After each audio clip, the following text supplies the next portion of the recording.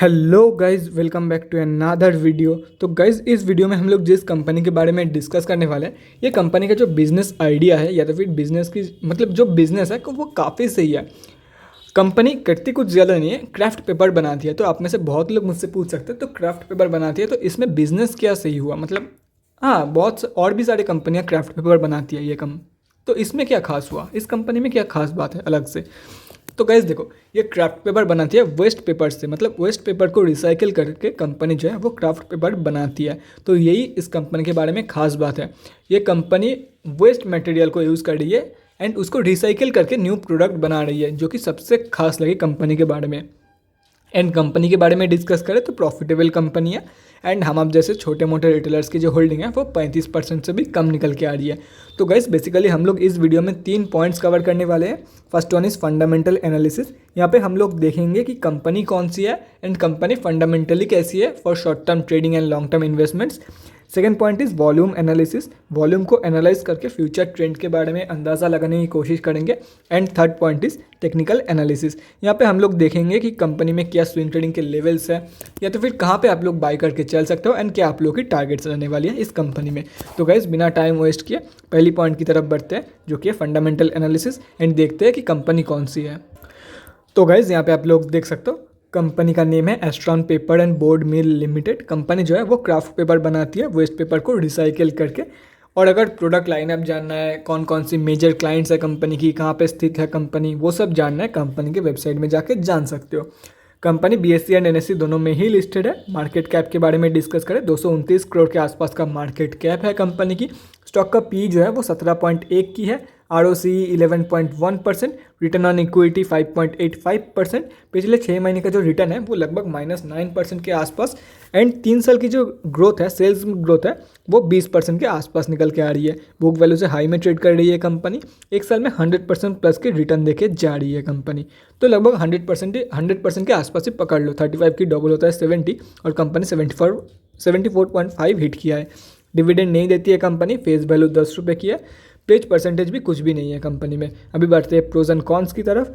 तो company is expected to give good quarter. ये हो सकता है सितंबर क्वार्टरली के लिए लिखा हुआ था, ये लोग अपडेट करना भूल गए हैं, या तो फिर हो सकता है दिसंबर क्वार्टरली के लिए था। तो इसको गोली मारो। कई बार ऐसा भी होता है कि वो लोग जो है वो expected to give good quarter on the basis of sales लिख देते हैं, लेकिन high interest rate, high expenses के चलते company end of the quarter loss ही देती है। तो इसको इग्नोर करो। कॉन्स में डिस्कस करें तो कंपनी प्रॉफिट तो दे रही है लेकिन डिविडेंड पे नहीं कर रही है। लास्ट क्वार्टर में प्रोमोटर्स की होल्डिंग लगभग 19% के आसपास डिक्रीज हुई है। प्रोमोटर्स की होल्डिंग जो है वो 27% के आसपास निकल के आ रही है, जो कि काफ़ी लो है। 3 साल की रिटर्न ऑन इक्विटी भी काफ़ी कम निकल के आ रही है, 10% के आसपास, लेकिन वो पॉजिटिव में है एटलीस्ट। क्वार्टरली रिजल्ट के बारे में डिस्कस करें तो गाइज, यहाँ पे आप लोग देख सकते हो कंपनी जो है वो टोटली प्रॉफिटेबल कंपनी है। कभी कभार लॉस देती है, देख सकते हो कभी कभार लॉस देती है। और सितंबर की क्वार्टर में कंपनी ने बहुत ही सही परफॉर्म किया है compare to June quarter. Current TTM में डिस्कस करें तो 13 करोड़ की प्रॉफिट दे रही है करंट TTM में। और देखो गाइस, 2021 ये 2021 की है एंड ये 2020 की है। दोनों साल से ज़्यादा प्रॉफिट दे रही है इस साल की ऑलरेडी 2 क्वार्टर्स में, सिर्फ और सिर्फ यहाँ पे 2 क्वार्टर्स की रिजल्ट ऐड किया हुआ है। और भी 2 क्वार्टर्स ऐड होगी इसमें बिफोर 2022 की रिजल्ट, मतलब बिफोर 2022 की फाइनेंशियल ईयर की रिजल्ट। ठीक है, तो मुझे यही लग रहा है कि कंपनी जो है इस बार रिकॉर्ड ब्रेकिंग प्रॉफिट देने वाली है, क्योंकि देखो हाईएस्ट है 24। पिछले 2 क्वार्टर में कंपनी 13 करोड़ की प्रॉफिट दिया है। अगर मान लेते हैं कि अगर नेक्स्ट 2 क्वार्टर मिला के अगर 12 करोड़ की भी प्रॉफिट देता है तो 25 करोड़ हो गया, जो कि एक रिकॉर्ड ब्रेकिंग प्रॉफिट है कंपनी के लिए। कुछ भी हो सकता है ना कर पाए, हो सकता मैक्सिमम चांसेस तो यही रहेगी कि कंपनी कर दे, हो सकता है ना भी कर पाए, तो कुछ कह नहीं सकते। तो गाइज, यहाँ पे आप लोग देख सकते हो कंपनी ने 15 करोड़ के डेब्ट इंक्रीज़ किया है, लेकिन उसके सामने रिजर्व सिर्फ और सिर्फ 4 करोड़ के आसपास इंक्रीज़ हुई है। लेकिन अभी भी अगर देखा जाए तो रिजर्व से काफ़ी कम डेब्ट है कंपनी के पास। तो आप लोग बोल सकते हो डेब्ट जो है वो कंट्रोल्ड डेब्ट है। कैश फ्लोज तो मार्च की है। कंपनी ने सितंबर क्वार्टरली में डेब्ट लिया है, तो हो सकता है अभी पॉजिटिव में ही हो। कोई भी अपडेट यहाँ पे नहीं है, तो कुछ कह नहीं सकते। हो सकता है नेगेटिव में हो सकता है पॉजिटिव में हो, कुछ कह नहीं सकते इसके बारे में। तो गाइज, यहाँ पे आप लोग देख सकते हो प्रोमोटर्स की होल्डिंग भयंकर तरीके से गिरी है, मतलब डिक्लाइन किया है। यहाँ पे ये जो एशियन ग्रेनिटो इंडिया लिमिटेड, इन्होंने 18.87% अपनी होल्डिंग बेच दिया है सीरियसली। और कहीं पर भी कोई भी बदलाव नहीं है, देख सकते हो।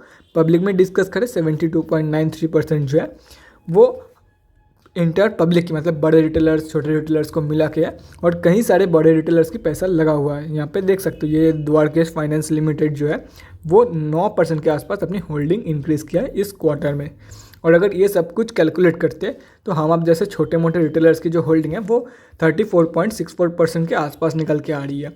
तो अभी हम लोग डिस्कस करते हैं कि कंपनी एक्चुअली फंडामेंटली कैसी रहने वाली है for short term trading and long term investment. देखो कैसे, अगर आप लोग लॉन्ग टर्म इन्वेस्टमेंट के बारे में सोच रहे हो तो कंपनी काफ़ी सही है, आप लोग कंसिडर करके चल सकते हो फॉर लॉन्ग टर्म। मैं ये नहीं बोल रहा हूँ कि आंखें बंद करके बाय कर लो, कंसिडर करके चल सकते हो। अगर आप लोगों को ठीक लगे then you can go for it. आप लोगों को लॉस नहीं देगी कंपनी, क्योंकि कंपनी का जो बिज़नेस है वो फर्स्ट ऑफ ऑल बहुत ही सही बिज़नेस है। वेस्ट पेपर को रिसाइकिल कर रही है कंपनी। उसके साथ साथ कंपनी की जो सेल्स ग्रोथ है वो भी काफ़ी सही लगा। पिछले 3 सालों में कंपनी का जो सेल्स ग्रोथ है वो 20% है। तो अगर ऐसे ही चलता रहा तो कंपनी आप लोग को अच्छी खासी रिटर्न देके जा सकती है in long term investment purpose. और अभी डिस्कस करते हैं जो लोग शॉर्ट टर्म ट्रेडिंग के लिए जाना चाहते हैं, you can definitely go for it. आंखें बंद करके जा सकते हो, लेकिन अपने एंट्री के ध्यान रखना। ये नहीं है देखो इसका यही मतलब है कि ये ना हो कि अपन लोगों ने जब एंट्री किया आंखें बंद करके वो निकला 52 वीक हाई के आसपास, तो जितना हो सके 52 वीक लो के आसपास बाई करने की कोशिश करो। जितना नीचे के लेवल पे मिल सके उतना नीचे के लेवल पे बाई करने की कोशिश करो, तो काफ़ी सही है फॉर शॉर्ट टर्म ट्रेडिंग। अभी हम लोग दूसरे पॉइंट की तरफ बढ़ते हैं जो कि है वॉल्यूम एनालिसिस। तो चलिए देखते हैं कि आज क्या हुआ है मार्केट में, कंपनी में। तो गाइज़ हम लोग आ चुके हैं एनएससी के वेबसाइट पे। कंपनी जो है वो निफ्टी 500 में लिस्टेड है। और अगर आज के बारे में डिस्कस करें 14,865 क्वांटिटी सिर्फ और सिर्फ ट्रेड हुई है, जिसका वैल्यू लगभग 7.32 लाख रुपीज़ के आसपास निकल के आ रही है। पेंडिंग ऑर्डर क्वांटिटी के बारे में डिस्कस करें 30 सेलिंग ऑर्डर पेंडिंग है 49.15 की प्राइस पॉइंट पे। अभी देखते हैं डिलीवरी परसेंटेज क्या निकल के आ रही है, तो 43.65। मतलब वॉल्यूम जो है वो देखो वॉल्यूम तो कम है ही है, लेकिन वॉल्यूम खोखला है अंदर से।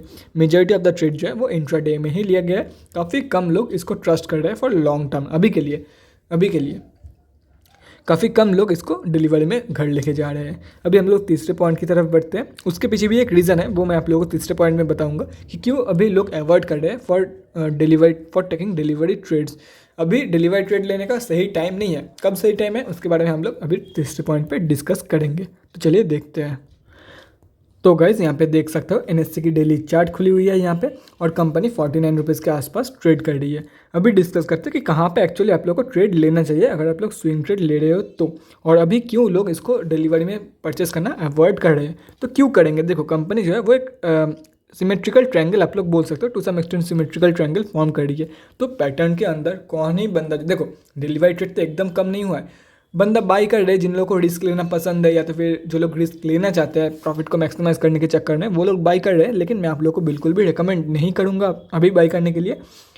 मैं आप लोगों को रिकमेंड यही करूँगा, ये जो पैटर्न है आप लोगों को दिख रही है, ये जो पैटर्न है इस पैटर्न की ब्रेकआउट हो जाने दो, तब रिट्रेसमेंट के बाद बाई करो, या तो फिर ब्रेकआउट कन्फर्मेशन के बाद बाई करो for the first target of 62.05 and second target of 71.80 अगर कंपनी ऊपर की तरफ ब्रेकआउट देती है तो। अब मैं इतना कॉन्फिडेंट क्यों हूँ कि कंपनी ऊपर की तरफ ही ब्रेकआउट देगी, नीचे की तरफ की पॉइंट भी नहीं लगाया, मतलब पिवट्स आप लोग बोल सकते हो, या तो फिर टारगेट्स एंड सपोर्ट भी मैंने क्यों नहीं लगाया, रेजिस्टेंस एंड सपोर्ट। तो देखो गाइस कंपनी प्रॉफिटेबल है और कंपनी देखो काफ़ी दिनों से नीचे की तरफ ट्रेड कर रही है।